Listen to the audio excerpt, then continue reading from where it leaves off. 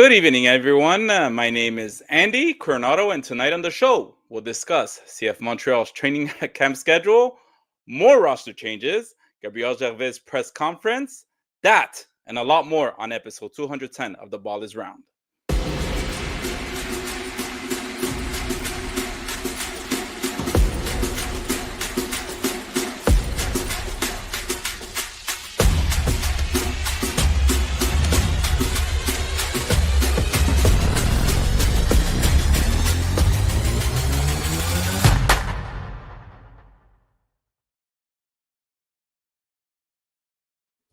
Hello, everyone.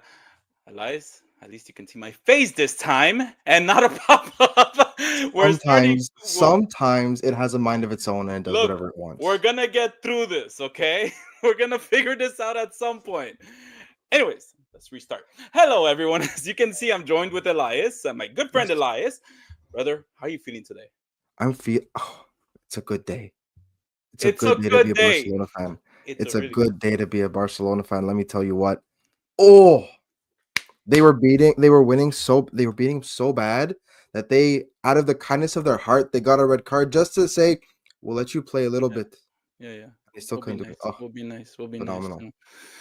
I don't know, man. Anyway, for anybody that How's hasn't, how's life in Bavaria, man? How's we Bayern doing? You won. won? There We you go. won. But it's I just mean, the it's Bundesliga. Bayern Who in the cares? Who Bundesliga. cares, right? Who cares, anyways? It's just a victory in the Well, I Bundesliga. mean, it's not For a given anymore, anyone, you know. Leverkusen is let's not talk about other teams. But look, listen, Barcelona. For anybody that's been living under a rock, today Barcelona beat Real Madrid 5-2 in the Supercopa de España. So Elias is gonna give us his top shape today. He's on form. He's gonna say, "Let's go." exactly. Anyways, I'm feeling good too. You know, Bayern Munich won. NFL playoffs are underway. We don't talk about football here, but you know, We I don't talk love about I love football. We talk football. about football. Yeah. NFL playoffs and MLS soccer is coming soon. I can smell it. I can feel it. So let's dive right into it because we do have a lot of topics we want to talk about. Just a heads up, And Hattie couldn't make it last minute, but everything is okay. We love you, we miss you, and we'll wait and see like 4 times in honor yeah, of no Hattie. okay.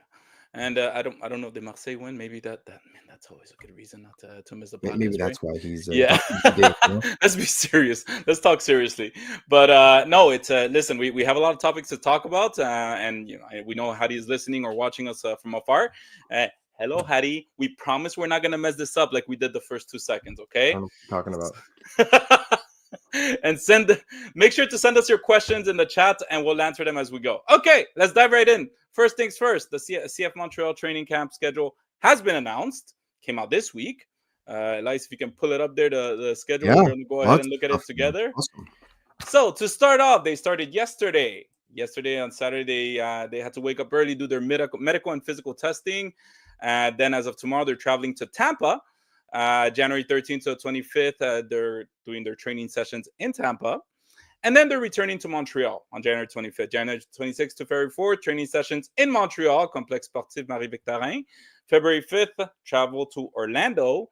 And from February 5th to 21, no rest for nobody, training sessions in Orlando. And then February 22nd, the first 2025 MLS season game in Atlanta, the Mercedes-Benz Center. We have good memories from last season, Elias, at the Mercedes-Benz, but we won't talk about that. We'll talk about that week. But let's talk about the training camp. What's the first thing that comes to mind for you, Elias, when you see the schedule? Where are the preseason games? I know they usually get announced a bit later, but I kind of want to have an idea about who they're playing. There's always a tradition you play the Tampa Bay Rowdies. Yeah. That's always one thing, but you still need MLS opposition. You still need to work on some stuff, and we got the benefit of one preseason game last year. Out of the kindness of their heart, they gave us one. Yeah. But I'm still gonna die on this hill. I think we should be seeing more. If you want to keep one or two behind closed doors because you want to work on stuff, fine. But a whole lot more should be available to the public, especially when you're in a situation that you don't have all that much training camp in Montreal.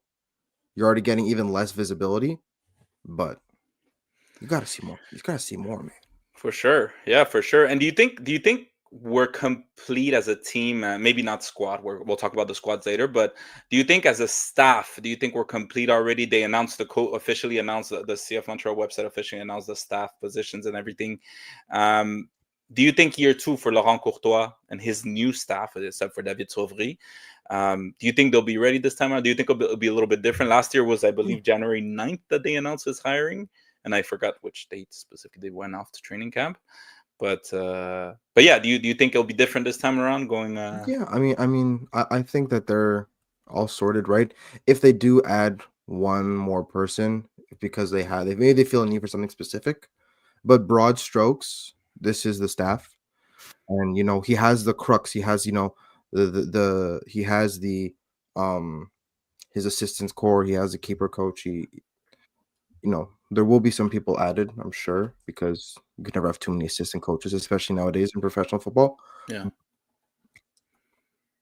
They'll arrive when they arrive. I don't think it's that much of it's not, crazy headlines, unless there is crazy headlines. Why do I get this feeling that it's important? Like, yeah, I know we've talked about the changes of staff and everything in past podcasts, but I feel like it's a pretty important thing to have a stability, at least in coaching. Yes, they have the head coach and the assistant coach, but they revamped their whole coaching staff. Do you think we would have been better off if we actually just went ahead and like kept the staff, at least for the beginning of training camp, just for the stability for the players and the Laurent Courtois style? Or are you comfortable with at least having the assistant coach and the head coach as the same ones? Because even the physical trainers, all of them are. Yeah, there's a lot of new, but at the end of the day, you're spending so much time together, especially now that you're not in Montreal. There's not that much time spent away from the team. This is the perfect chance to build some squad staff synergy, right? So I'm not at all worried about the fact that there's a lot of new faces. I think this is the perfect time to introduce them to the new faces. And ultimately, I think that it's really just a matter of, like, we saw last year how good Courtois was at getting the entire team to bond They were together. hyped. They were hyped. We were and hyped. it led to a very strong beginning of the season, right? And then when the season kind of went on a downturn, that long road trip kind of did help bring the players back and the morale back, and it's what led to the strong end of the season. Yeah. And every single time they take the football away and they focus on bonding as a group, their form improves significantly. So why not do that with as much staff as much staff you're going to have for the season as possible? Yeah, absolutely. One of the big things that stands out to me is the return to Montreal for a week and then back to Florida. We'll talk about Gabriel Gervais, um, the press conference a little bit later. But one thing he did mention was that one of the things that they want to take advantage during that week back in Montreal is to help the players kind of stabilize themselves, kind of get used to Montreal. Elias, do you think that's necessary to do, or should they have just stayed, and once they're back from their 7-game road trip, they finally install themselves? I mean, again, this is very probably more of a personal side of the players that we're talking about here. But do you think it's necessary? Do you think it's too rough to do that, to just give them 1 week and then we're back at it? I mean, it's better than nothing, because honestly, if you ask them to do like 2 whole months of training camp and then another month and a bit of traveling back and forth between Montreal and on the road again every 3 days, it's not a healthy and sustainable way, especially for a lot of the people here that have families. Yeah. Right? That have families, that have partners, that have lives here. So it's a lot of time spent away. And all that goodwill and that good morale that you're building up by having the team together for a long period of time, there's only so much before people start missing life in the city of the team they joined. Yeah. They have lives here, they have set up here. They don't live out of a suitcase, right? They partially do, but it's not, they're not on tour, right? They're not like a band on tour here. So I think that it's for the best. It also gives a chance for a lot more local media that doesn't have the ability to just send someone to Florida, right? Because some journalists are lucky enough to go to Florida, and that's awesome. But I'm a freelancer. What do you mean? Man. You can't go to Florida just like I'm that, a man? freelancer. That's on my own dime. So if you'll pay for my ticket, I'll cover them for a week. Yeah, let's do it. No, I get but it. that's the case, right? They need also time in front of the media, and they need time in the city so they can get some visibility. Yeah, for sure. And it's 3 months is just too long to not have any consistent time at home. I kind of put myself in their shoes as well, Elias, and I Hmm. just think, um, like when I go on vacation and I'm out for like 2 weeks, it could be anywhere. It could be, Peru, it could be Europe, wherever it is that I'm. After the first week, I'm like, man, I need my own bed. I need my own That too. routine. That too. Sometimes, Elias, I even miss work. Like I just need my routine. So I Yeah. put myself on a very human level from them, and I'm like, yeah, they do need that week recovery. Like us as the fans Exactly. or the ones that cover the team, we just see it as very much like, well, they're professionals. They do this their whole life. But the reality is, guys, I think as we also get older, you kind of have when you want to have your some sort of stability in your life. Yeah. We're gonna So have an oh, official okay, uh the ball is around Montreal correspondent on the ground in Florida. all right. I think Good. they're gonna be in Tampa, but hey, you know what? If you Hey, can go and sneak in, and maybe if they do have any friendlies, you'll be able to sneak in and watch something. You'll fly a drone or something, or maybe that's too soon. whoa, too But soon, too soon. No drones allowed in Orlando. But yes, please send us some videos, pictures, sneak peeks of anything. Don't make it creepy though, because legally, yes. legally, we're not endorsing anything here, man. But yeah, it should be very interesting. Elias, I get this feeling. I get this weird feeling that there are going to be so many announcements. There are going to be so many Oh, there's still announcements. so much news. It's Yeah, insane. Like, there's no way this is the end of it. yeah, I think there's gonna be at least 3 or 4 more players, and we'll talk about the roster changes, yeah. in a bit. But this is by no means the final squad. There's no way. Yeah, yeah, exactly. Um, there are rumors already that we're hearing, but one of the things that is for sure is that there have been academy kids that have also been invited Yeah, to participate in this training camp, which is 6 of them. it, it is a big number, and it's something that they do frequently. But it is important. It's not for nothing that they invite these kids, because there's a lot of academy kids that would love to probably participate in this. Yeah, We have to start off, and I'm sorry if I miss say the name. We have Owen Graham Roche, Alexander Guboglo, Sergey Kovlovsky, right? there you go. Antoine Ndiaye, and Jesse Saputo. And then we have the goalie, Renato Widmer Dautilia, from both Jesse Saputo and the goalie are both from The Bologna. Bologna Academy. Yeah, Thoughts? I like it. There's a healthy mix of everything. There's a couple forward. There's some midfielders. There's obviously for those who've been following the academy for a while, Sergei Kozlowski, who is a very highly touted youngster who plays both left back and center back. Who's I think he's 17 now. He's playing for the U20 team. He's been in the national picture since he was like 14 years old. So this is one of those players that you have to nurture properly, and you have to kind of get him into the professional picture as soon as possible without maybe overexposing him or maybe rushing him. But you do have to get him in a professional environment as soon as possible, because he's one of those players that operates at a level where you can have him in before he's 18, right? It's one of those Nathan Saliba, Ismail. Like, I don't want to put him on that pedestal and put too much pressure on him immediately, but it's one of those players that has already shown a level of quality that you need him in a professional setting. Absolutely. And Laurent Courtois, when he came over onto the show, he actually mentioned these players as Yeah. players to watch. So, I mean, their names keep coming up. They're not strangers anymore to a CF Montreal fan, and that's something to keep an eye on. Guys, it's becoming more and more frequent in the past since Olivier Renard joined as a sporting director, that the academy is being taken seriously, and they are investing a lot of time, a lot of money, a lot of you know. Just a lot into the academy, so it can produce local talents, right? And they can sell it off to Europe. So it's very I think it's important to see it. Now let's talk about those two other boys. uh we'll get to your question after. He went on Saying a the little loud bit of part, a rant, huh? He saying went the on a little quiet part out loud. he went on a little bit of a. Let's talk about the Bologna kids. Yes. Before we start, let's talk about because I know we'll discuss about Jesse Saputo, but let's talk about Renato Widmer Dotilia. Do you see him as a potential third goalkeeper? Do you see him having a shot, or do you think he's really giving it a, maybe that MLS wants to get that MLS experience, kind of like what we do vice versa, where we send kids over to Bologna to experience that European. I mean, it's He's one of those 16, cases right? where exactly he's Yeah. super young, and There's a lot of ways you can go about picking your third keeper, right? Montreal for what I think it was 3 or 4 years elected to have Logan Ketterer, who was more of a support, right? He wasn't really a project for the future. He was in every capacity a support goalkeeper. And there's really two kinds of third string goalkeepers. It's your project for the future, or it's a support goalkeeper that's good in training, gives good feedback, is very helpful, and is all around a really good locker room guy. Right. So I want to see an academy kid. If you are committing to having, you know, this whole process of elevating youth, I don't want it just to be for flashy positions, right? Goalkeepers are also young players and they take even more time to fully develop, right? Look what happened with Jean Dacier, where he only really hit his stride In the after long going out on loan. run. Okay.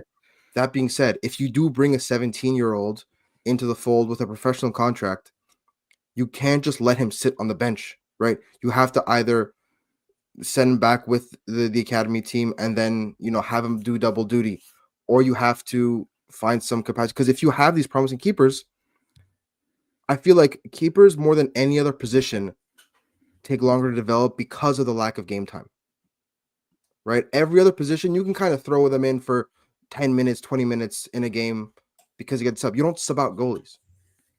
Yeah. Okay, Dacier was not going to get subbed out if they're winning 4-0 for the 17-year-old keeper because let's give him some minutes. That's not helpful. So you're And saying it's not like hockey where they're scoring too many goals and then you take out the goalie? Like, no? if you have to sub out your goalie in soccer, Jesus, you know, you you need to go back to the very beginning of ring the everything. alarm bell. Yeah, there's a disaster. No, but that's the thing, Yeah. right? So you have to be very careful about how you approach it. And I really love to find out what Laurent Courtois' approach with the third goalkeeper is and with the youth goalkeepers, because there's clearly a lot of talent, and he's spoken very highly about them. So now speaking highly about them is one thing, but there's only so much you can actually talk about before you actually start implementing things. And I get unseeing Jean Dacier is going to be difficult because of how reliable he's been over the last 2 years. You still have a job to do in terms of elevating young talent. Yeah, and I think I see it the same way as you, right? But what I'm seeing is I think this goalie is actually coming here to see, probably give Bologna back feedback as to how the academy is going, what his experience It's also was, and the first possible. team. I think it's that extension of Bologna trying to learn, what's going on, how are these academy, at what level are these academy kids being treated, or whatever, so that maybe they can send us more academy, send CF Montreal more academy kids, right? Could be very possible. Would you be comfortable with two goalies? I we'll talk about that later, actually. What in the roster additions, Yeah, but yeah, no, I do think that it's more of a, like, let's see how he can develop, what he learns, and how it's going, because exactly. we do have that new goalkeeping coach as well from that used to work at Bologna. That I don't know his name by memory. I think his last name is Benevunto or something like that, or Benvunto, but Bienvenuto. Bienvenuto, yes, something of that sort. So, good. So we have that. Now let's talk about the elephants in the room, right? We have when we learned about the Saputo kids Yeah, being part of the administration, people said, "Oh, well, it's expected or whatnot." Now we have one. we actually got a question Yeah, from let's Dr. go for it. Foot about that, or no, from Fan EMFC. Is the presence of Jesse Saputo a bad look for CF Montreal? You know what? The only thing that would make, well, first impressions, the bad look, I don't think so, because if you know this team, if you know what, if you know this team, if you know what they're about, like, you can expect this, guys. It's just like any business in the world, in my personal opinion. Any family owned business, I've seen it happen plenty of times in places I've worked at, where they haven't necessarily been family owned business. They were corporate America, jobs, and the son, comes in, and everybody has their eye on the son or the daughter, or whatever, and saying, "Oh, they're going to get special treatment." And I think what's important of this is to pay attention to a progression of Jesse Saputo. Yeah, I think what's the most important thing about this is that he is held to the same standards. I don't care if your last name is Saputo, Gervais, Piet. I don't care. Are you being held to the same standard as an international player? If you're not, and it's obvious, you're going out every Saturday night, or you're going out there whenever, and these game days on Canadian on the CPL games or whatnot. Sorry, not CPL games, the Canadian Championship games, and you're clearly underperforming. You're clearly having and they're still making you start, I don't know, 30 games a season when your production doesn't match what we're seeing, then that's when it looks bad. But if Yeah. maybe, and I can't say enough, I've never seen him, I haven't read about him enough to know if he is actually maybe very talented. Maybe he is, we don't know. But anyways, what do you think, Elias, of that? I think that, it's again, it depends on how you frame the question, right? Because him being invited, how many times has an academy player been invited and then offered a professional contract? I really think that people are maybe making this out to be a bigger deal than it is. I don't think that he's going to, turn the world on its head. I mean, he played a handful of games for Bologna. I think he got like 2 goals. I think he got a couple of assists. Mm-hmm. But this is for the U18 team, by the way, not for. He's 17 years old, Okay. so this is not like they're not signing him. It's not an announcement that he's being signed, right? It's just that he's training with the team, and honestly, I'm not surprised at all. This is probably the smallest in terms of like professional roster. This is the smallest a training camp's been in a while, just because of how many departures there were this year. Yeah. So of course they're going to bring in more academy kids. I mean, this should not be that big of a surprise. Now, do I think he's going to get a contract out of this? I don't think so. Me neither. Right? I really think that then you can kind of start looking at it. But you have to remember, right? Like, this is sports. There's right people involved in the family are obviously going to be known. Their name is going to be known for a reason. Did he probably get a better look because his name is Saputo? Maybe, but he still has to play at a certain level to be on the team, right? And he still has to be a certain level to actually register points and goals and stuff like that. So I'm not going to like shit on a 17-year-old kid because we're not going to start bullying him. Yeah. But it's very clear that you have to hold him, like you said, to the same standard. If he's not performing, I don't care what his last name is. Thank you for coming to the training camp. You gave it everything. Good luck with your future. Yeah, it might be an opportunity for CF Montreal to actually give their dad maybe feedback on how he's playing. Maybe Bologna has given them feedback, but also CF I'm Montreal. sure. I'm sure he's watching his son quite closely. If there's one thing Saputo does, it's love his kids. Who isn't, Elias? I'm sure every player out there is like, you're one of the your daddy's a little son, right? Like we're gonna have Yeah, fun with you. I don't know. I don't know. Maybe with 18-year-olds, yes. But if I hope that grown ass men, professionals, can be a little bit more professional than maybe giving him a hard time about his dad being the owner. It's if it's 18 Uh, year old if it's 18-year-olds talking shit on the field, that 18-year-olds are gonna be 18-year-olds, right? They're kids. yeah. But I like to think that grown ass men are maybe a little bit more mature than that. Just a little bit. Elias, coming from a grown ass man, we are not grown ass men. Just to give you a heads up, all right? Adults, So- fully formed Forever a child, members of all right? society. Okay. So, Right. And he's gonna be the so one guy in Marivic going like, "Why are you here?" No. with a Give him sign, give him a we're holding a chance. sign. No, because I mean like absolute worst case scenario is not at the level it happens. Right, academy kids get there, and he won't be the first academy kid to have gotten there and not been at the level. Right, there's a reason they're academy kids. So if he's not at the level, he's not at the level. If he does well, bonus. There's literally no downside to this. Yeah, it's a safe risk. I am seeing that there are a lot of questions. We'll get to it, guys. A lot of it is being about the roster, so we'll get to that. And that's actually our next topic. But so we'll keep our eyes on the training camp. There's probably gonna be a lot of movement, which is our next topic. Yes, Elias, you called it right after our literally. podcast. Yeah. More signings were announced on Monday, right after our podcast. The team announced the signing of 21-year-old center back Jalen Neal from LA Galaxy for 450K GAM, 450,000 in GAM for 2025. No, Am I for wrong? 9 cripos.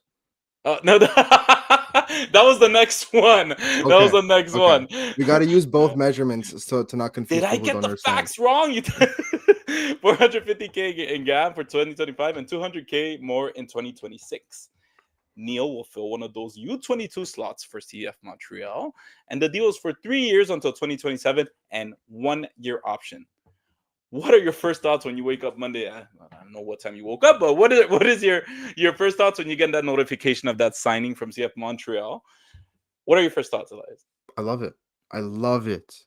Right This away. is yes, he's a kid who has international experience.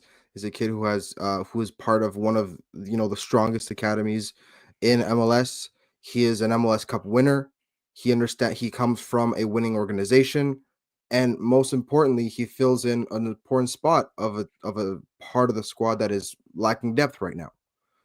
And I mean, just looking at, again, you could tell a lot by how appreciated a player is by the comments under the announcement of a departure slash signing. And LA fans were very sad that they're missing out, that he's leaving, right? I mean, obviously, probably not too sad. They just won MLS Cup, but you're always sad when you lose young talent, young promising talent to another team in MLS. So the fact that they weren't thrilled about losing him is very encouraging. Now, where he fits in the squad is going to be very interesting because, again, he is a tall, not super physical right-footed center back who's comfortable with the ball at his feet. A George Does that Campbell. does that remind you of anybody? So it'll be very interesting to see how those two compare. And Gabriel Gervais talked about it during the presser. He's technically very proficient. And he's very good with both feet. He's very good in all three positions of the defense. So I'm assuming that they're going to be mixing and matching a little bit with Alvarez, Campbell, and Neal. And I don't think that's a bad thing until you find the working combination. I mean, when you look at his player percentages, the passes completed passes attempted is 71 a game, which is the 92nd percentile. His pass completion is 94.7, Malad, which is in malad. the 99th percentile. That being said, there are some things that concern me. He's 6'3", but he's in the fourth percentile. This is among center backs. He's in the fourth percentile of aerial duels won. He's also in the 36th, despite all these passes attempted and all these passes, this pass completion percentage. He's only in the 36th percentile of progressive passes. So a lot of his passes are side to side. A lot of his passes are backwards, and that's important.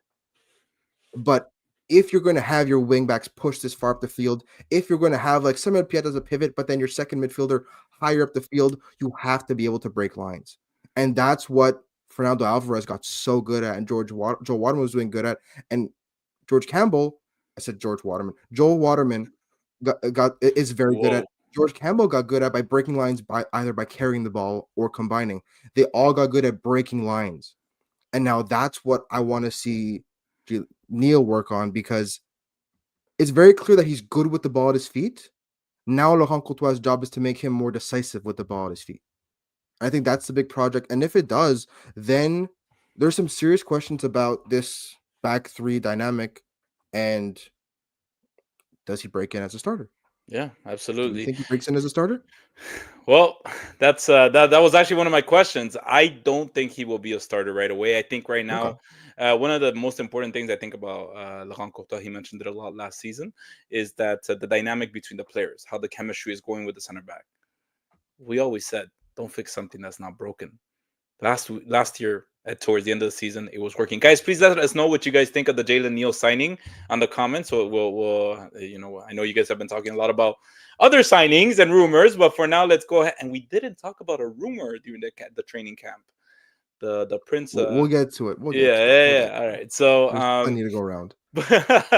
but yeah, so we're gonna go ahead and yeah, I don't see him as a starter, and that was my question, because kind of like bouncing that question back to you, right? Like, I don't see him as a starter. I think that the way this kind of contract was structured, the way they signed them, with 3 years and that option year, is that they're like, we're going to be patient with you, we're going to see where you develop while we have these projects that are almost what is this banner in the bottom? What are we doing, Elias? So, this podcast is going terribly, but it's one of those things that I think that the way this is structured, it's letting him know, like, take your time, learn how this works, and we're going to work with you to improve these little these little things that you got to work on in your game, because the George Campbell, Fernando Alvarez, as you mentioned, they got very good in this scheme towards the end, and it was very, very important, because that's just the way Laurent Courtois likes to play. He likes to build. I think he's got the physical attributes, which is something we saw from George Campbell at the beginning when we saw him that he had those Yeah, physical. Um, he just needed to like calm down a little bit, you yeah, know. exactly. Yeah, exactly. So I think that's gonna be. I don't see him as a starter right away. I think he's gonna take some time to get used to the scheme. Um, but yeah, what did you think? Well, that was it. Like, because it is a hefty price to pay. But I think you kind of said it as well, right? Like, do you think he's a starter at that price, or you think they're gonna develop him as Well, that's the thing, right? Because he's already older. I think he's the same age or the older as than Alvarez, right? Campbell is 22, if I'm not mistaken, or 23, right? So all in that similar age. And Jalen Neal is a player with MLS experience. Not like he's coming in from overseas and is somewhat unfamiliar with, the terrain of MLS. So it might be a big change, like culturally for him, right? Going from Los Angeles to Montreal is not necessarily an easy shift, yeah, but I think football, like from a footballing perspective, if he can become more decisive and you put him on, for example, that right side with Jaquil Marshall-Rudy, who is a very reliable defensive partner, you make a connection like that work, that could be very, very, very beneficial. Now, do I think he's an automatic starter? No. But do I think he has the skill set to make it a very difficult decision right away? Absolutely. Because he's getting called up to the national team, right? He was called up along with Caden Clark and George Campbell to the national team for this camp before and preseason. Matko Mirovic. Yeah, And Matko also, yes. But CF let's Montreal is everywhere, man. let's tabarouette, ça c'est Montréal. What's a Um, we're not gonna talk about Matko. what a damn But shame. that's the thing, right? He is getting looks from the national team as well, which means he's considered on par with the quality needed to be in this conversation. I think it's already that's without even looking at him. It's a difficult decision for Laurent Courtois because of the skill set he has and because of the technical quality he possesses. That George Campbell is very good at driving the ball forward, but remember, with the ball at his feet, it is still kind of I had no idea what's going to happen. Yeah, So I think having a more reliable presence alongside having the three of them be a much more composed technical center back trio is definitely something that Uncle is going to look at, and it's definitely going to be a healthy competition, which is what we want. yeah. I think it's also important the fact that ça c'est Laval. Tabarouette. But yeah, no, that's one of the things that there Fernando Alvarez recently changed his agents, which in sports, as you know, a, it's saying a lot when you change agents because it wasn't working with what agents, whatever it is that you were trying to do. Most of the time, you're trying to get traded or sold somewhere, and he changes. So if I think what's also important to take into account is that if he is a developmental project, at least he has three center backs that already have an idea of what Laurent Courtois Exactly. is expecting out of his defense. It is so much better than last year when it was three center backs that had just I think all three center backs, if I'm not mistaken, had just come up the season from Hernando Sada, and we're just learning Different Laurent vibes. Courtois' tendency. Yeah. They were just learning what they had to do, and everybody was kind of like learning with each other, as opposed to now he's coming into a system that people know. They know the language, they know what to expect, and it can accelerate the progression. So, um, I don't know if Fernando Alvarez will be sold in the summer or maybe after the season, but it's definitely the reason why I mentioned him is because it does look like he's since the summer he's been scouted by Mexican teams, so and I mean, for Mexican good vet reason, teams. right? Yeah, He's developed a lot. yeah, I still think Montreal should hang on to him for at least another year yeah, because with the way he's playing, you keep him around for a little bit longer, and you're going to see his value skyrocket. yeah, Because let's say you can get him for you sell him for what they bought him for $1 million, right? The yeah, 1 point something. You sell him back for 2 million, right? What you're losing in an established and comfortable center back in the system is not worth $1 million in profit, yeah. right? And You he, keep he him, and he has another good season, and then maybe another one after that, and all of a sudden he's worth closer to 6 or 7, and then you're talking about real substantial profit. And I think that, Montreal should not just be holding out for $1 million profit and saying we're developing and selling play. That's not, no, right? We're not here to watch a club make players marginally better, and then that club can be like, we're doing our job. No, no, you're here to develop and promote young talent. That means you keep them until you think they're ready to go off on their own to bigger and better things. Going back to Liga MX is not an improvement. It's not. Right? If you want to go to Brazil, that's a bigger league. If you're talking about staying on the same side of the Atlantic, but then you're looking at Europe, right? I don't want this club to be okay with going like, we sold him back to Mexico for $2 million. We bought him for $1 million. That's a win in my. No, it's not a win in your book. You're just trading the same player for like a year. It's a failed project. Yeah. And then I wouldn't call it a failed project, but I definitely wouldn't call it a success. Yeah, there you go. It just was a thing. It happened. He was here. It definitely did absolutely happen, and that's all you can say about it. And that's pre not Olivier Renard, we had too many of those, Elias. We had too many of those. Like, that player was here. That player was here. That player definitely did, in fact, play for Montreal. But that's not what the project is. Yeah, the project is, I want to help these players become of a certain quality that they can go up to play at bigger leagues. They can play in Europe. They can get a better look. And that's in turn what makes you a legitimate growth club. You can't just do it like, if you sign with us, we promise that in 2 years we will send you back to the league you came from, but for more money. Like, no, that's not how this works.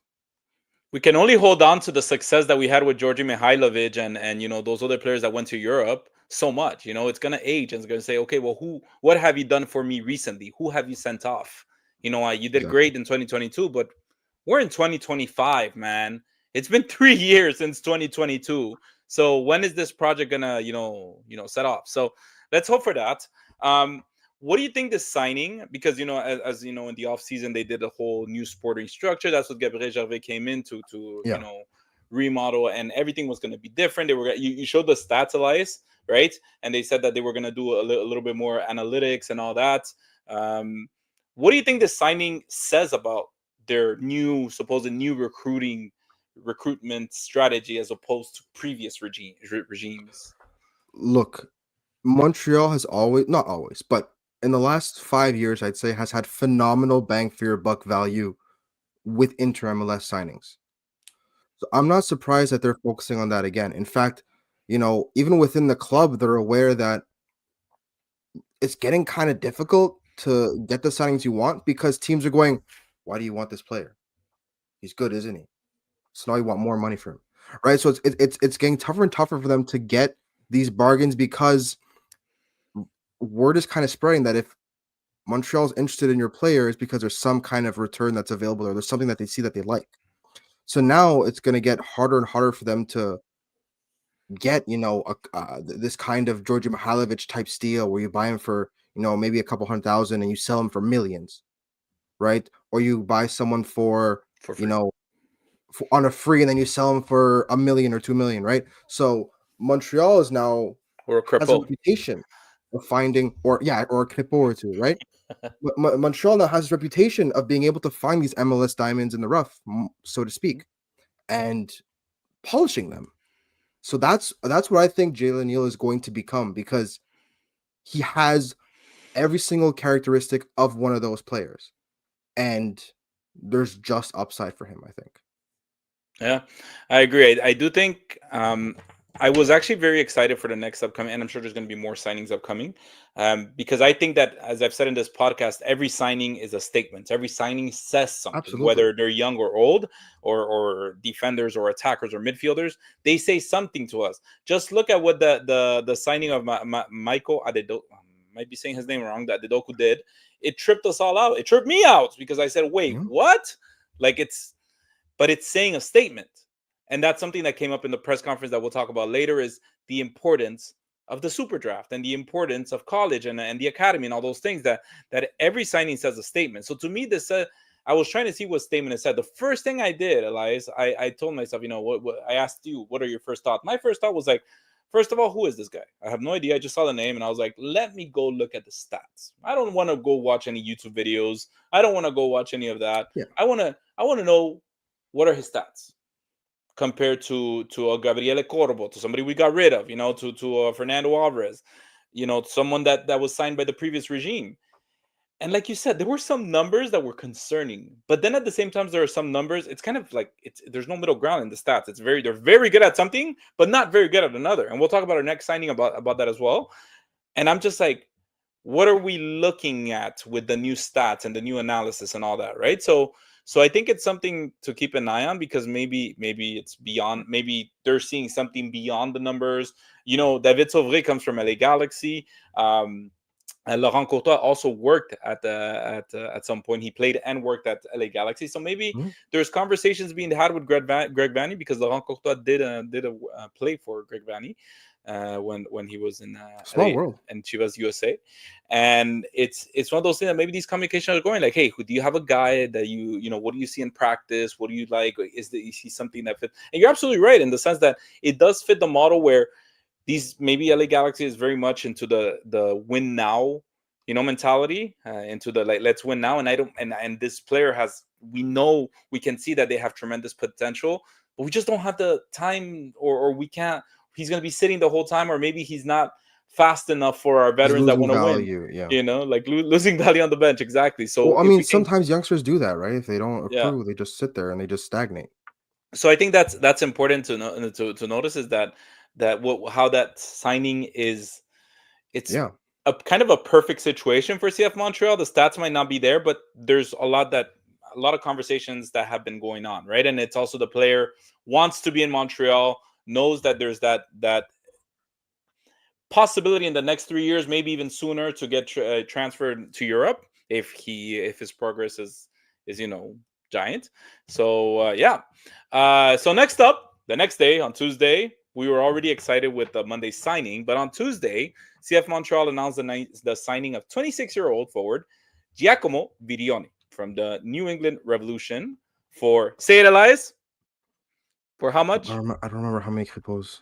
For Oh, it was one cripple, wasn't one it? Crepo, Yeah, it was like man. It 50. was Yeah, yeah. 50K in gap. New England retains a portion. This is important. New England retains a portion of his salary, and he's also a DP for Montreal.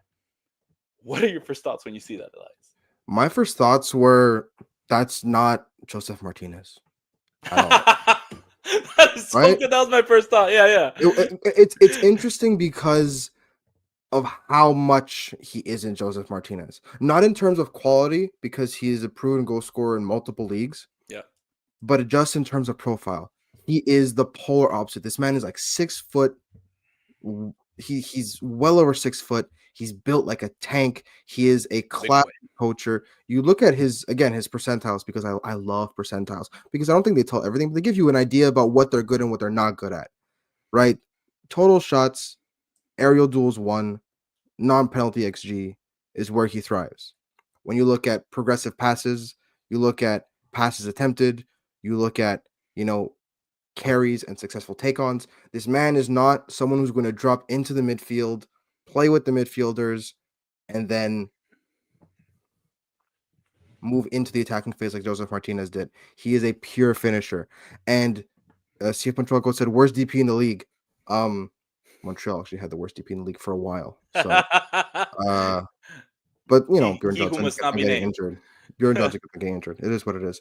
But the thing is, when you look at what Laurent Courtois asked of his forwards for a large part of the season, it was not to drop into the midfield and to drop in to play with the attack midfielders and to play with the midfielders and then to go back into attack.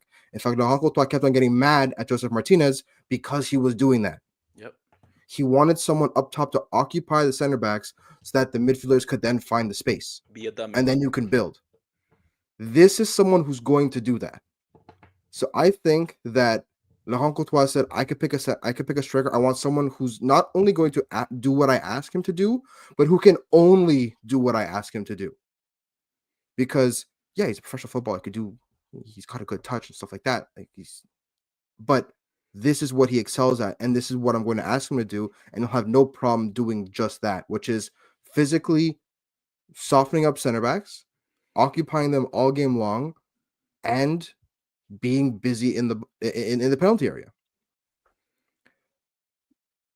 I can't say whether or not this is a good signing, but I can say that you know exactly what you're getting from it.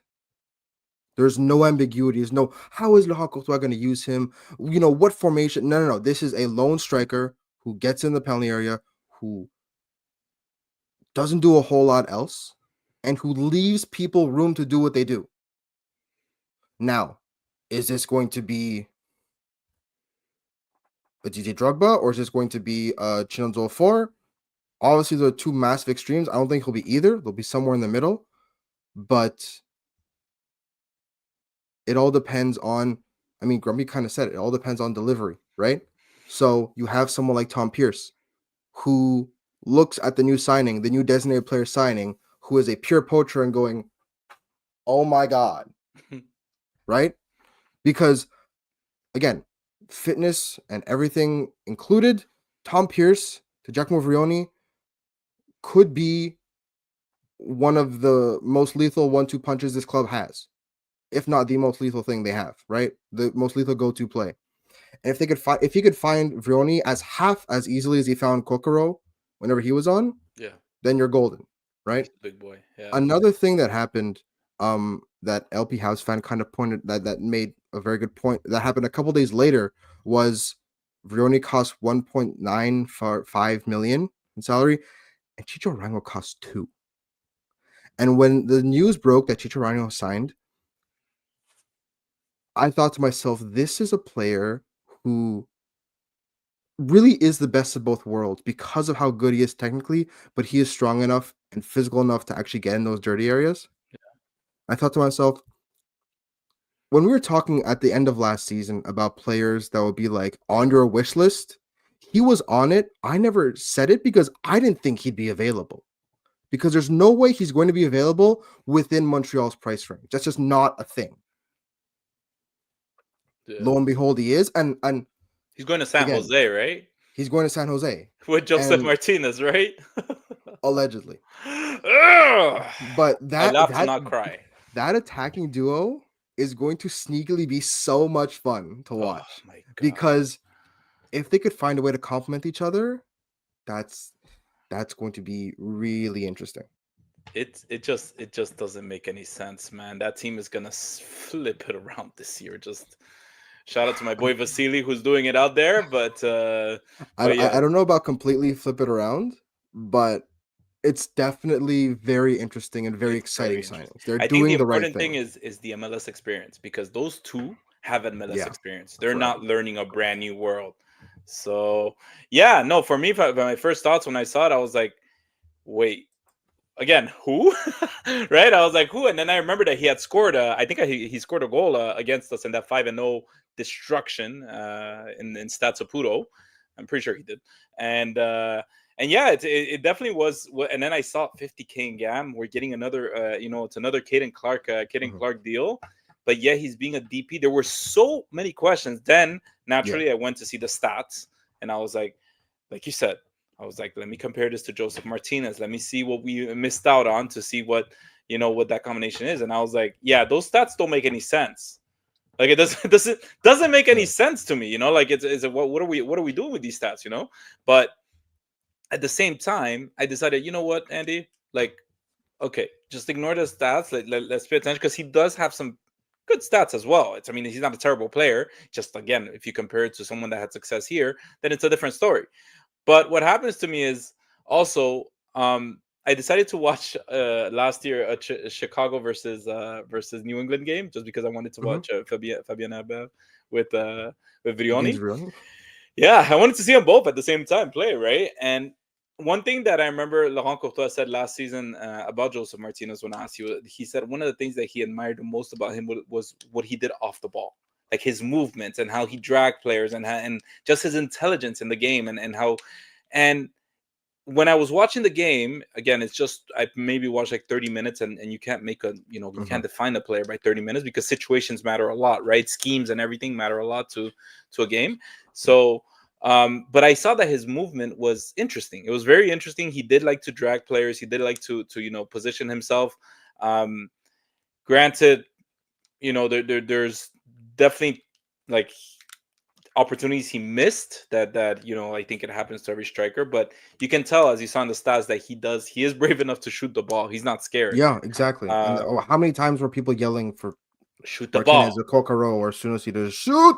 The well, yeah, exactly. So it's one of those things that it's good to see that there is actually somebody that's willing to shoot the ball, because we need that, right? We need attempts at Yeah. least, because but yeah, I think, I mean, look, people are in the league, and leads me to my next question. People are on the league are saying that this was a steal for CF Montreal. This was a real steal from CF I mean, Montreal. I listened to Tom Bogert's podcast with Mr. Gas, and they were saying how, this player had been shopped around, and mhm. literally him going to CF Montreal was them saying like, okay, you know what, just have it. Like we give up on this, Yeah, and just give and us some resale value at if you ever resell him, yeah. because we can't. He's taking DP spot, and he's too expensive, whatever it may be. And so it was a complete steal on paper. There's very little financial downside. You're right. And it's one of those things that from the perspective of the league, it's almost risk free, right? This trade. Yeah. Um, CF Montreal continues stumbling into these deals that seem steals and everything. That just, I'm rapping right now, and it just seems to work when it comes to dealing the numbers. We seem to. I have one question for you, guys, because last year, even though we did get Joseph Martinez and we also got Matias Kokaro, first of all, we knew nothing too little about Matias Kokaro from Argentina. He was like very well loved by the fans. He was loved by the Yeah. club. We knew that, and he scored a few goals here and there. I think most of them were by penalty. But he was a very good player. He wasn't a bad player, but we didn't know how he would adapt to the MLS. Hmm. Joseph Martinez was coming off I think it was mediocre, if not good season with Yeah. Miami, and they were saying that it had to do with his knee.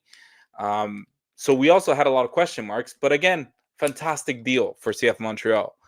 Um, this time around, we're getting healthy players. We're signing healthy players so far. Okay, not knock on wood. I don't know what other signings we might get For there. now. For now, yeah, but this, like, we got a steal for a healthy player by a team that I think literally has given up on the project, and is handing it off to someone to hopefully, like, hey, maybe it works out with you guys because it didn't with us, right? And it won't work out, and I don't know, he doesn't like the code, whatever it may be.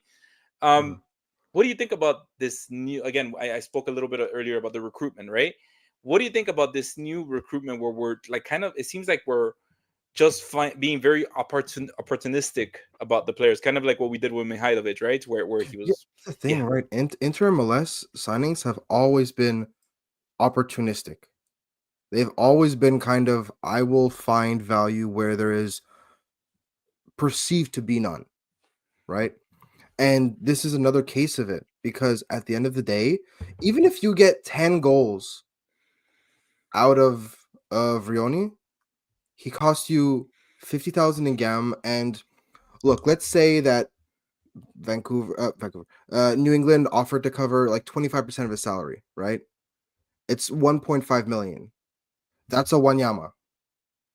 That was last year. That was what Wanyama made, right? Or 1.3. So you're essentially that's so to replace Wanyama, you got 10 goals. Only one player on the team last year got 10 goals. Do I think Jack Morioni can get 10 goals next year? Absolutely. yeah, But when you look at what they lost last year in this offseason and who left and the amount of salary that's open now, and after they sign these players, Jalen Neal, Adekogun, and Adedokun, sorry, and Brioni, they're still like just to get to last year's amount of salary cap, they still need to sign like $2 million worth of salary. Yeah, you take that. yeah, 100% you take that. it's So opportunistic. it's that's exactly what it is. And again, there's very little downside. So even if he doesn't perform, that happens.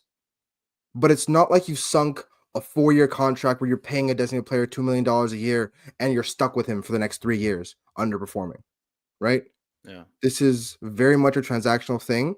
If it doesn't work, it doesn't work. If it works, we look like geniuses.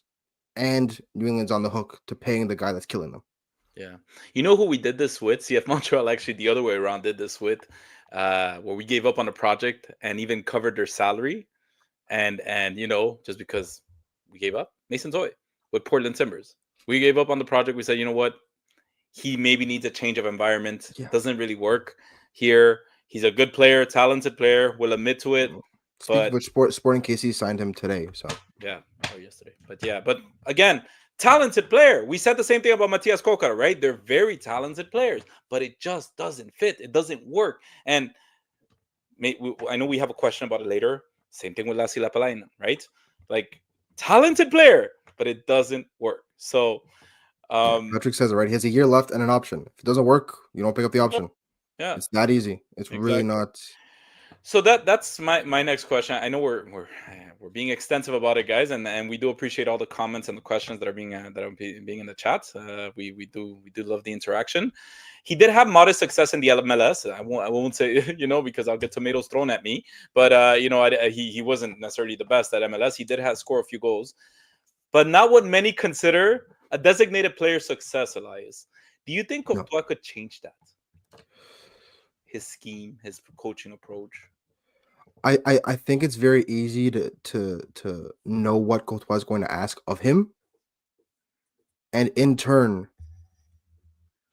at the beginning of the season, you think about Joseph Martinez got what 7 or 8 goals in the final run to the playoffs, but how many chances did he pass up on before that? Right, just because he's willing to do that extra play. If you have I don't want to say like a tunnel vision striker, but a striker who knows what they're good at and purely applies that. A little bit old school, yeah. Sometimes you need a little bit of old school. Does he convert some of those and Martinez doesn't? The same way he can't do what Martinez does in some capacity, but he does have that mentality and he still can't finish, that he will now be able to simplify his game a little bit. And going forward, sometimes Montreal made their life difficult on purpose, right? The direct play was there, and they decided to make their lives more difficult, and then they're playing themselves out of a scoring opportunity. How many times did that happen? Oh yeah, Just shoot the damn ball sometimes, right? yeah, And good exactly. things will happen. Last year, the only player that I can honestly say that I saw that was actually willing to shoot the ball at all times, and he barely played, and he's probably on his way out, was Dominic Yakov. Well, When he Visay had the too. ball, Visay like to shoot as well. yeah, when he wasn't injured, but No, Dominic Yankov, when he was on the field, I don't think he played at all what Laurent Courtois wanted him to play. But when he had the ball in his feet, he shot the ball. He was fearless. Did he make it?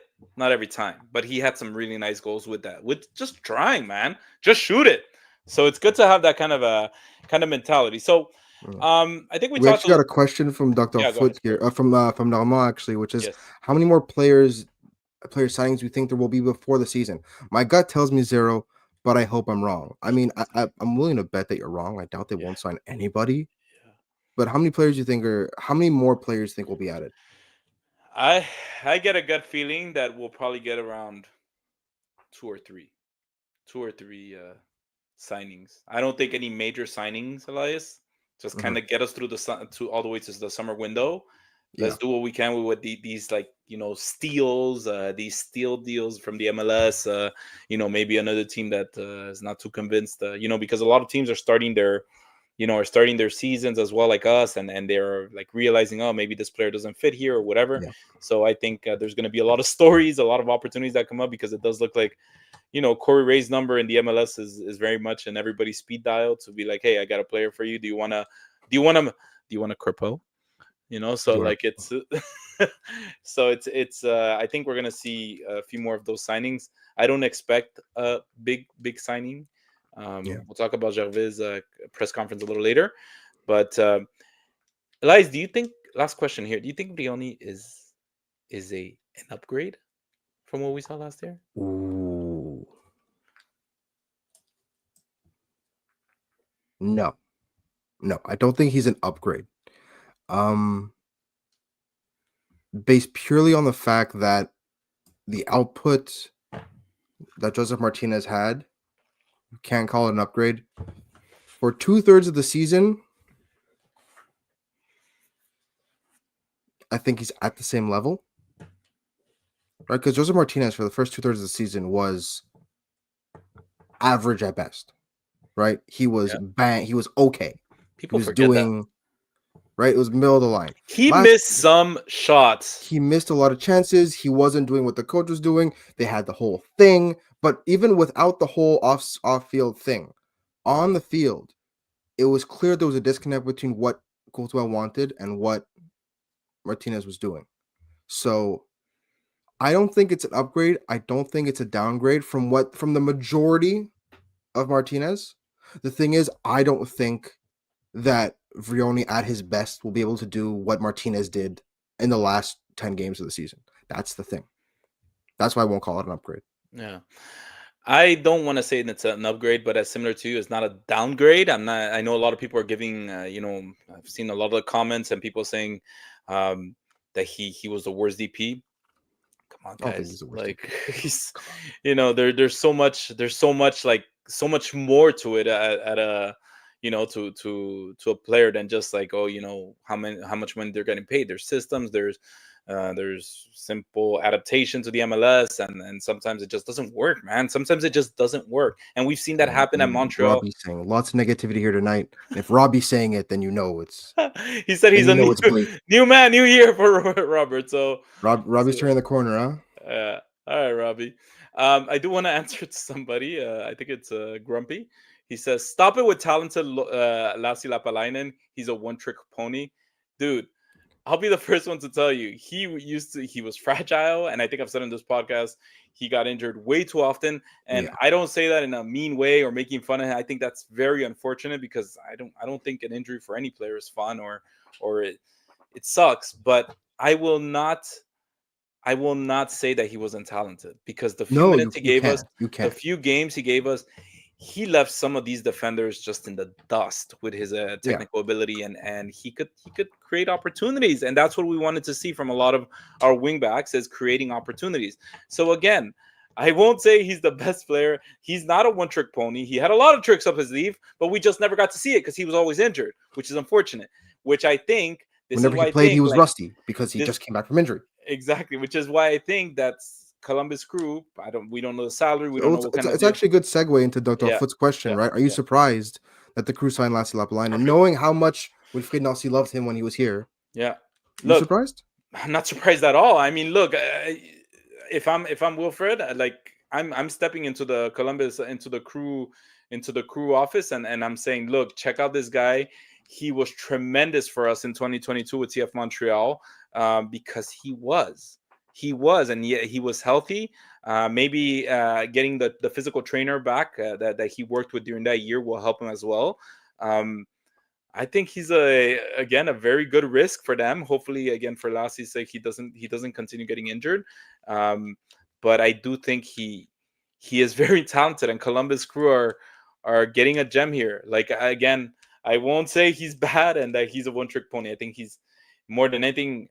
Crew is also lucky to get somebody that knows the league, knows how to play the position wingback in that scheme, knows Wilfred Nancy's scheme. So it's important. So so yeah, so let's we'll move on from that, um and go here. So what do you think CF Montreal is missing now? I will finish with this. What do you think CF Montreal is missing now after these signings, these Yeah, two I signings that mean, we just you look at there's a nice little graphic here. I don't remember who I saw it online. I don't remember it who I was got it from. So I'm sorry if I Nilton that can't share shared it. this. Yeah, It was Nilton. Yeah, Nilton. I mean, Nilton's always got good graphics. heck yeah. But there's spots everywhere. I do think we're going to see at least 2 or 3 players get signed before the season starts. Mhm. Even if it's just rotation players, I wouldn't be surprised if you're signing someone for like a handful of clippos and you're just getting them to literally just as solid rotational players. I wouldn't be surprised. But Gabriel Gervais did say that. Excuse me. Gabriel did say in his presser that more signings will be made in the summer because that's just when the international window is. So if we do see signings, I wouldn't be surprised if there were signings again from within MLS. As Patrick said, right? A DP, a 10, a DP 10, a left wing back, and a central defender. At this point, before the season starts, I'll just be happy with a wingback because Yeah, Tom Pierce can't be alone, yeah, right? Anything else, anything else is gravy. Just get another wingback. yeah. I agree with you, man, and it's. I think we need a left wing back. The more wing backs, honestly, the more competition in that position, the better for us. Because in all honesty, that position in that scheme, you even see it So in Wilfred important. Nancy's scheme. The left wing back, right wing back position is so crucial to that scheme working. If they are not good, I mean, look, the first players to go, Elias, in To get Laurent subbed during off, the yeah. summer were Ruan and Lassiter. And Well, yeah. Well, you're running like 10 to 12 kilometers a game, man. Like, yeah, obviously you're putting in insane work. Yeah, and it's just that's I think the more competition you can bring in, if you get any more of these sweet steals that you can find around the league, it'd be great. But yeah, but I think what we need is a left wing back. Uh, I think we have enough midfielders, even though I do feel like the Michael is gonna be sent out on a loan and he's not gonna stay here. And we're forgetting a lot of people aren't talking about Biello. It's his second year with the team. I Yeah. think he's gonna be competing for some minutes Here's the this thing: season. you watch him in training, and he really does look good. The thing is, he hasn't grown into the physicality of the role yet. Yeah, If they play with a three-man midfield, it's a different story because then he has the space to operate without necessarily getting down and dirty. But when you play with a double pivot, you need to be able to throw your weight around, and he just doesn't have the weight to throw. Technically speaking, he's absolutely on at the level that he can play in MLS. It's the physicality. And remember what happened with Nathan Saliba, right? Physically, he wasn't ready yet, and it affected and it cascaded every single other aspect of his play, and he just looked completely out of place.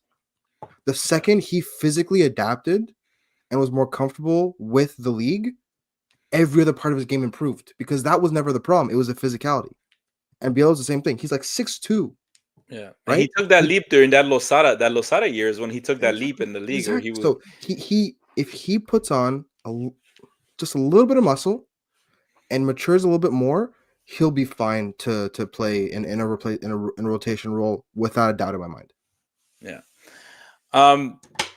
Look, LP House fan asked, "What about adding an NMLS Next Pro team?" We've talked about this Okay, extensively. We're man. not. We're not gonna.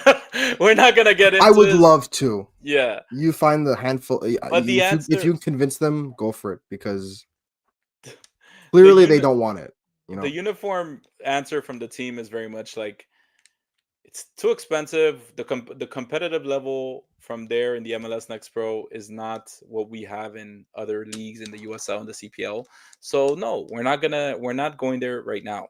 So I think uh, for now, just we'll settle what we have, and then they're focusing on the super draft and the academy. So we'll focus on that and maybe some steals.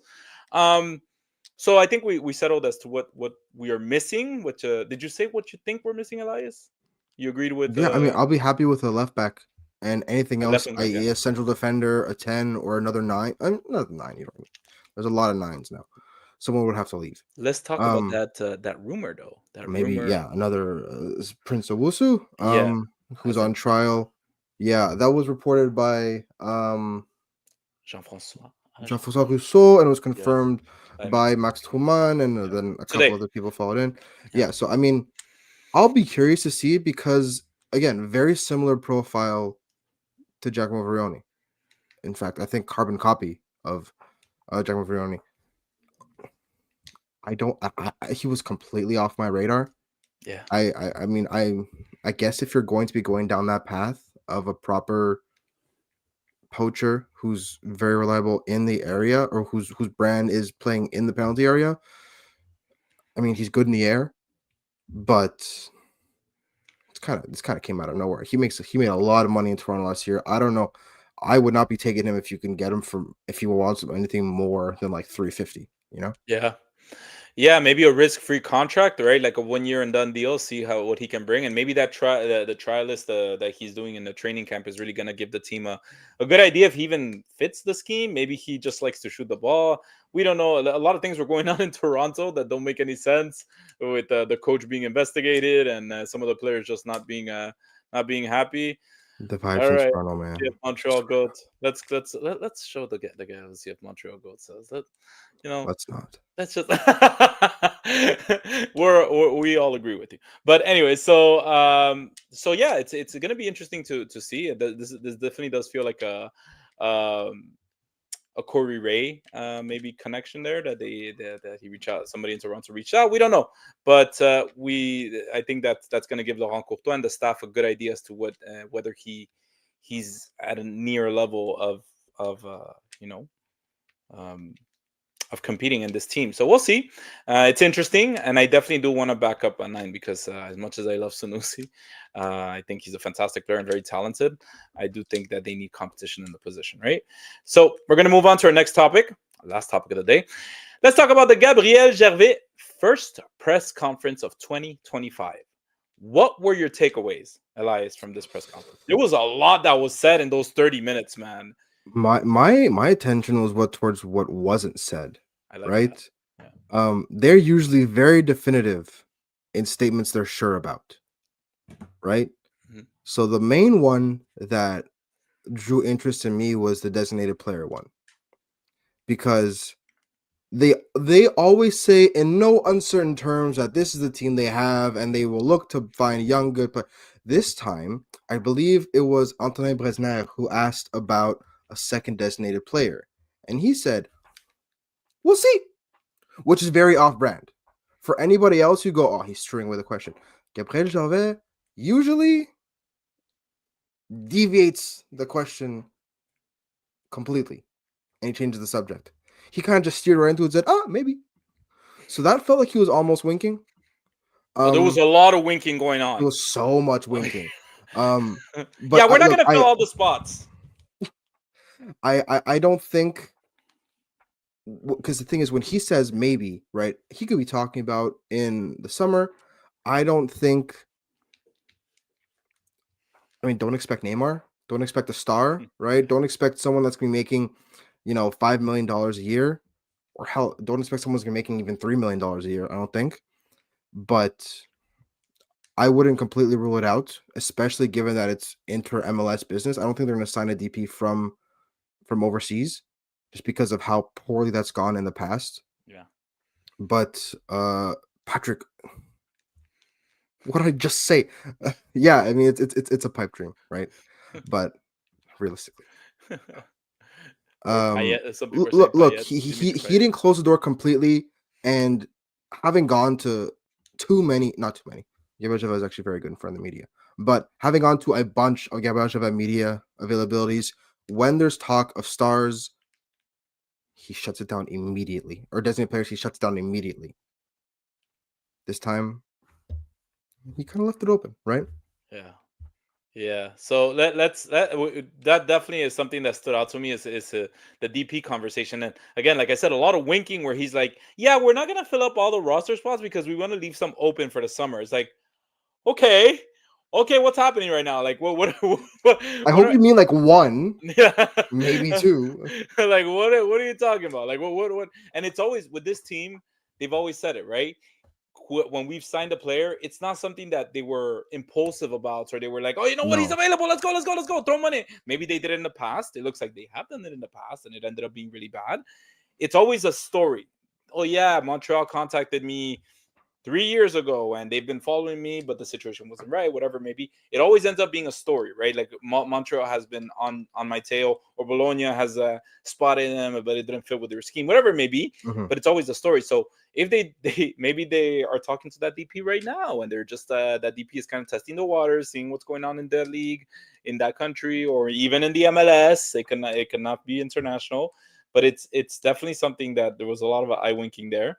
No, Andrew Pierre Guignan. I think, He's a little bit old. yeah, he's a little old. He's in the Mexican league, right? Am I wrong or no? He played for Tigres. He's played for Tigres for like a decade now. Yeah, and He's like a he club legend there. if you hear his YouTube videos, it's incredible because he has like a very fluent Mexican accent. It's incredible. Well, I mean, yeah, I'm sure I don't know if he played in Spain, but like this may be the first time he learned Spanish, right? So if you learn Yeah. Spanish in Mexico, you speak like you're Yeah, it was just crazy. I was like, "Whoa, that's really really good." But anyway, so Okay, it's French boy. but they might come out of left field, right? They've done in the past that they're just kind of following up and then they jump in at the opportunity. So one of the things that Gabriel Gervais said, he said that in order for this season to be considered a success, Mm. they need to win one trophy. He kind of like chuckled. He said, "Yeah." When it was actually Maxime Truman that asked the question, which I loved, and he was like, huh, "Well, just I don't know, win a trophy. Maybe Leagues Cup, maybe Obviously, just win a trophy." Like literally said yeah. it. That's why. Do you think he means like, well, I mean, if we win a trophy, it'd be cool. But I mean, if we don't, like, if we end up just selling players, that's a successful season to me. What do you think? Do you think the trophy really is a success for him? Yes, 100%. You have to win a trophy this year. This is the worst Toronto's been ever. This run of 3 seasons they've had. Vancouver is in shambles and in complete disarray.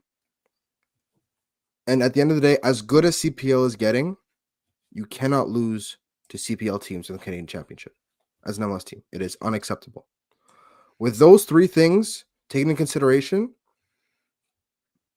I think not winning the Canadian Championship this season is a massive disappointment. Is it a fireable offense? No. I mean, depending on how you don't win, but you have to win the Canadian Championship. It is the most open and for the taking that Montreal's had it since they won it in 2022. I think. And I mean, feel free to disagree with me, but winning a trophy this year, absolutely imperative. Well, there has to be something different, right? I think that their priority, it'd be nice to do if they win a trophy, but I think their priority is to sell players. It's been 2 years that they don't sell players to Okay, but Europe. one doesn't have to do with the other. Those are not the same. I think they With the do. squad they have now, and the way they ended the season, and the quality that we've literally seen them play at, Yeah, there's no excuse they don't win the Canadian Championship, given the state of the competition currently. I agree with that. Yes, be seeing as what we saw, because the core is there. You're absolutely right. The core understands what Laurent Courtois wants out of his field, out of his scheme, but they don't have nothing to show for it. Neither sold players nor trophies, right?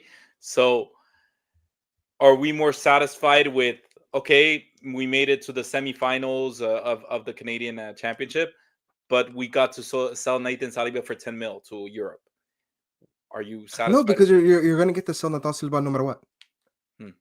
right? Like some of these players, they will be taking logical steps in their progression. Selling Nathan Silva for 10 million would be a huge step, actually, but would not make up for the fact that you don't even make the final of the Canadian Championship in a tournament that right now you should absolutely be winning. Yeah, It is not acceptable. yeah. Right? I'm not saying win Leagues Cup or win MLS Cup or make a supporter shield. Gabriel Gervais threw down the gauntlet, and he said, "My mandate for Laurent Courtois is not only to show evolution in his team and in his system, which is, I think, is the first thing that everybody wants to see, is that logical progression from that end of the season. Can you keep the momentum going and also improve? Not just that, but you have to win a title. There has to be a tangible return, right? Saying we made the playoffs 2 years in a row, and this year not only do we make the playoffs, but we actually won the play-in game, or we didn't even need to play the play-in game, is not a trophy. The Canadian Championship is a trophy. And yeah, like CF Montreal Goat said, Toronto first round is brutal, It but at is the same time, you take out Toronto FC, who again right now shambles. shambles. Yeah, They are in complete disarray. yeah. And I would much rather play, if I was Montreal, I would much rather play Toronto earlier when they may still be in shambles than after the window when they would have a chance to kind of regain their footing and maybe grow into the season. There's a chance that their season goes horribly and they get worse throughout the season. There's also a chance to get better. If you're Montreal, you want to play Toronto as soon as possible because A, if you can beat them, it gets a significant player off the board, and B, you win a derby. You win a rivalry match. Hell Who yeah, doesn't want that? yeah. Right? There's Let's no go. better way to get the Montreal crowd on your side than beating Toronto. So it's easy PR points as well. Yeah, yeah. Of course. I mean, I think that's something that I mean, to me that's like, you really don't know where. Like, you want both. You want to sell players, you want to develop them, you want to see them improve, but at the same time you do want to win trophies, because nothing is nicer than yeah, we won the Canadian Championship this year. Now, Patrick White asked, but where are they going to play if they qualify? Fair I question. mean, hopefully the Olympic Stadium will be done by then, Yeah. but you never really I mean, well, take them another 30 years to finish that, so who knows? yeah. Will the game be in Montreal or Toronto? I feel like it's gonna be in I Toronto. think it's in Toronto because they finished Yeah, higher in the Canadian Championship standings, so they get yeah, yeah. yeah. So yeah, so that's pretty much. I think there's a lot of pressure on Laurent Courtois this year, because they, in my opinion, Elias, have given him everything to succeed. They give him a 100%. supporting cast. They're giving him decent players with a lot of potential. They've given him, some of his coaches that he's known from that he's worked with in the past, um, and he's getting, he's getting healthy players, and he's getting 1 year under his belt where he was able to learn the city, learn the, learn the team, learn how the club works, go through some brutal shit in May, where he actually survived and came out of it. I mean, I was actually I, looking back at that. That was an insane run of games. what are we Like doing? diet like 11 games without a win is crazy. We lose to Forge at home. Yeah, that's kind of rough. Like you survived that, you can only get better from there. So there's tremendous pressure for him to like be like, okay, well, what are you gonna say, that you're new to here, that you're new around town, that you learn? No, Laurent, you know how this works. You've worked with David. You're not adapting with him anymore. The staff knows what to expect because they know you as a person. So this is your year. This is your year. So we'll see. We'll see. I think there's a lot of pressure, but I think if we're basing ourselves off of the tail end of the season last year, there's a lot to be excited for, because yes, we lost Joseph Martinez and we lost a lot of players, but a lot of these players were not major contributors either to Mhm. that run. But there's a lot of the factors that players that are still there that are going to be playing. So it's gonna be exciting. All right, last question. So Gervais won't publicly discuss the Nathan Saliba situation. Yeah. He said, I will not discuss the Nathan Saliba situation in public, right? But when they asked him, what about Mahalo Poku and Dominic Yankov and the rumors that there's interest? He said, oh, well, let's talk about that. Yeah, there's definitely some interest in MLS and outside of the league. I have no issues discussing that. Why? Why? Like, what? Why is that so different than the Nathan Saliba situation? I'm starting to think it feels very much like not exactly the same because he's so much younger, but it's starting to feel a little bit like the Joel Waterman Yeah. post World Cup kind of vibe around them, where Joel Waterman wanted to go to Europe and it did not materialize. And he had to kind of confront the fact that you're an MLS player, And there's nothing wrong with that, but he had certain expectations. And it caused tensions for a little bit. If that's the case when Tata Saliba, who is even more so a promising candidate to be sold overseas and into Europe, then I could see why that could hurt contract talks. I could see why that could, force people into doing something that Mathieu Choinière did last season. And I get it because this club has a history of not negotiating well with homegrown players. And that's what happened with Mathieu Choinière. It's the contract talks broke down because they didn't pay him what he wanted. Even Nathan Silva says, hey, I'm carrying this midfield on my back right now. I'm doing all this work. And I'm not, and I'm still an under 22 player. I've got this promising with the national team. I'm in competition to be a starter for the World Cup. All this, I'd like to be paid more. Falls apart. Yeah. Right? It falls apart. And therein is, if the same thing with Mathieu Choinière that happened with Mathieu Choinière happens with Nathan Saliba, this could have not irreversible, but significantly long-lasting damage to the academy's credibility. Because now, if you're trying to recruit and attract people, it's we will develop you until you start asking for money, and then we'll cut you loose. No, Right? Gabriel Gervais said in no uncertain terms he will be at training camp. That's all I'm gonna say on the matter because he'll be at training camp. Right, bravo. Yeah, he's doing his job, right? Not answer my But question, but okay, thanks. you're not answering the question. Yeah. And so this is the shiftiness that you're like, what's really happening here? Right? And though that kind of tension is going to persist until Tom Boger drops another, you know, Yeah. bus on the entire Montreal fandom. And so that's my issue. And that if this happens again, then you start building a reputation. Yeah. And that makes your recruitment with younger players across MLS who don't have the same emotional attachment to Montreal that academy kids have stop and think, yeah, I'll get better, but why are you going to make my life difficult?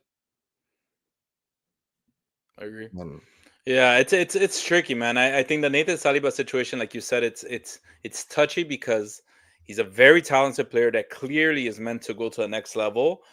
But this team can't mess it up, man. This team can't continue messing up profiles from Montreal and local kids and having bad endings with them, because the reality of it is, Elias, is like, you know kids and players around the world talk to each other. Hey, how was Montreal? Like, how's your stay? How was it?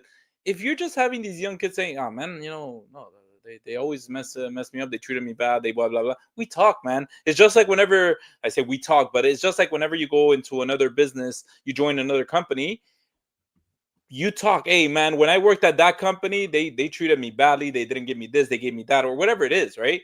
Like, there's always that talk. So it's important that, like you said, the presidents has said that they talk to these academy kids like, don't worry, wait your chance. The team will do right by you. They will do the right thing by you. Just be patient with it, and you can maybe do this and all that.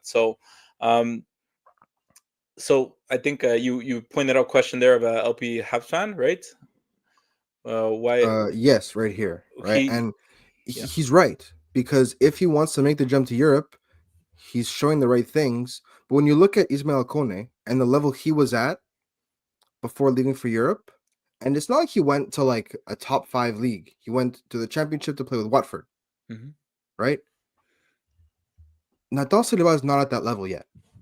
When you consider, LP fan said he had a lot to develop before he could selling him. Otherwise, he won't get that much for him. A, you're not going to make that much money off him. And B, if you do say that you care about where your guys end up, he's not going to end up in a place that's going to help him grow. At least not meaningfully, right? If you hand him off to another club that helps him grow, then what are you? You're just a middleman. You want to hand him off to better clubs, polished. You go, here is this gem that we've made for you. Give us $10 million, right? Not exactly, Yeah. but you know what I mean, right? Yeah. And that's the kind of project you're trying to run here, right? That's what you did with Alistair Johnston. You gave him the Celtic on a silver platter, and now he's one of the best players on the team and one of the best players in the Premiership. He's so He's scoring in Champions Leagues, right? he's so good. Ismail Kone, one step, right? And that's why I didn't want them to sell Kone right away. He took some time to grow and develop at Watford, and then he went to Marseille. If he had stayed a bit longer, does he end up in Marseille right away? Maybe not. But does he go to Ligue 1 instead of the Championship? Absolutely, Yeah. right? You keep Georgi Mihailovic. I mean, Georgi Mihailovic went to Eredivisie, and he got here a much more finished product than Ismail Kone. Alistair Johnston was already pretty much a finished product when he got here from Nashville. Same thing with Georgi Mihailovic. But Nathan Saliba is still incredibly raw and still has a lot of learning to do. Right? If you have to polish out the rest of your game, I can't think of many people to do it better than Samuel Piet, especially now that you are starting and you don't have to fight him 4 minutes. You are 1 and 2 together.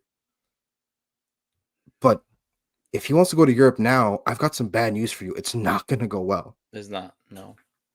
No, that's true. And then both people, and then club and the player looks bad, and nobody wins. I do want to address one question here from LP Habs fan. Why is the academy looked at so positively? How many players since its inception have they actually successfully developed? That's a very good question, because I honestly think that the academy is not looked at that positively. I think that the team, CF Montreal and Montreal Impact, have been working over the past few years to change the concept of what the academy is. Not just from outside of the league or outside to outside of the world, but also to its kids, to its local kids, the kids that play in Montreal and play around Montreal, and they're trying to say, you guys have a chance, don't go anywhere else, you have a chance to develop here. Are they making mistakes? 1000%. Are they missing on talents? Yes, they are, because it's a lot of people, but they're trying to get better at it. So I won't say that they're looked at positively necessarily, but the way we see, at least the way I see it, is they're trying to build a reputation out of it, and that goes allies with what you're saying is we have to make that transition correctly into the pro team so that when they actually graduate from the academy and then they go on to the pros and then they leave to Europe, which is, I guess, a lot of most of the academy kids dream when they first start playing at Mhm. 12, 11, whatever it is. They're trying to make that path clearer and clearer and much more in good terms, because I think CF Montreal tried the most they could to like really promote like Ismael Kone is one of us, one of our kids, one of our kids. Look at him now; he's in the like they really promote it. So they want to take, and the academy too. They're like, oh, academy kid or whatever. But yeah, it's very it's a very definitely a very important. Now, what one last thing? Sorry, Elias, I did say it was the last question. So, the Gabriel Gervais made it a point in the press conference to say, to point out the work of the Saputo kids. How it was actually I don't want to say his name wrong, but the Saputo kid that actually took care of the super draft. When they asked him about the Saputo, he says, "I want to make sure that his work is." Mentioned here how much work he did. He didn't even really talk about the selection process. He was like, I just want to make sure that we point out. Why do you think he's making such an emphasis on how, like, who's actually leading these projects? He said that Luca was the one leading the staff search and all that, and why is it that they're that he puts such an emphasis on make sure that that the Saputo brothers are mentioned and their work? Yeah, I think he just wants to reinforce the new sporting structure, right? It's still relatively new, and he kind of wants to remind people what people's roles are, and he wants to remind people that what the Saputos do, because again, there is still a lot of questions. Like, if you don't read into their roles, you just look at titles, you're like, what the hell does that even mean? Yeah, So I think he's going to be taking a bit more time to kind of point out who who, does like, what? again, they do stuff by committee, but who's running point on certain things, right? So if this entire project is spearheaded by Corey Ray, and this one here is done by Lucas Saputo, he's going to say who does what. So I'm not going to read too much into that. I Yeah, think it's just, I think he's just naming who did it in passing. It's not that big a absolutely. deal. Well, look, it was a fun show. Thank you, thank you. Unless we have any more questions that maybe we didn't address in the. We got it all. Okay, good. So thanks to everyone who joined us today, or will hear this maybe on a later date. Thank you, Elias, for today. A super fun Of course. show. Had a blast. We hope you enjoyed today's podcast. Don't forget to sign up to our Patreon page to see some exclusive member content. This week, I went ahead and put in the translated press conference of Gabriel Gervais, which you can check out on our Patreon page. This product has always been free and will always be free. But if you guys ever want to help the show grow, sign up to our Patreon page for only $4 a month. Thanks a lot for tonight, and thank you everyone for tuning in. See you next week for episode 211 of The Ball is Round.